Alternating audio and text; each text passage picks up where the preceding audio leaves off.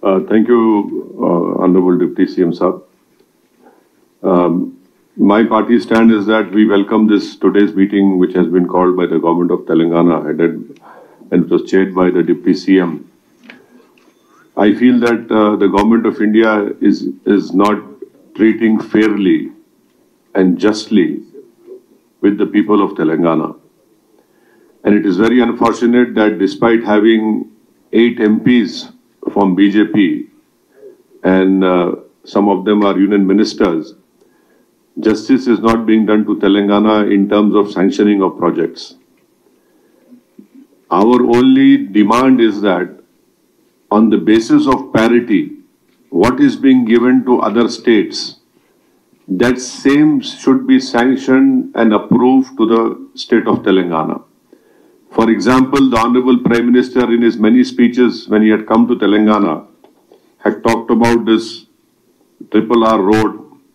He said it in one public meeting also. Now this has to be sanctioned by, the state government has approved a tripartite agreement. It was sent to the Ministry of National Road Transport Highways. That is yet to be sanctioned. And secondly, Metro Rail Phase 2, an amount of 24,269 crores. Ministry of Urban Development must sanction it. A proposal has been sent. The government wants to develop Bapu Ghat at Langar House. For that, some 94 acres land has to be given.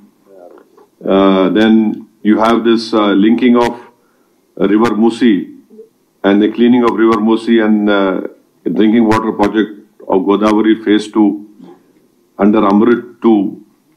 A proposal has been sent to sanction 7,400 crores as financial assistance so that this water problem can be solved in Hyderabad and surrounding urban agglomeration.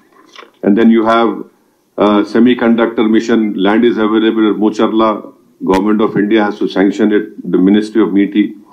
And then IPS officers, Kerala, Assam, Meghalaya, Punjab, Jharkhand are smaller than Telangana, but they have more IPS officers. A proposal was made by the state of Telangana to increase the existing cadre strength. That has not been approved.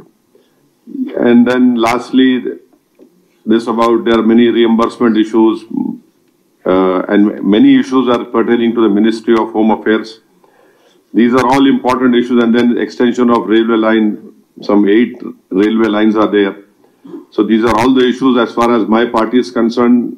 In Parliament and outside Parliament, will be definitely raising these issues so that justice is done to Telangana and development is done. The share of Telangana has been given, and hopefully all our MPs will meet again in Delhi and decide what course of action should be taken. But definitely in the Parliament, in the Lok Sabha, I will be raising these issues. I have raised this demand in my every speech which I have made in Parliament after the Parliament election of 2024.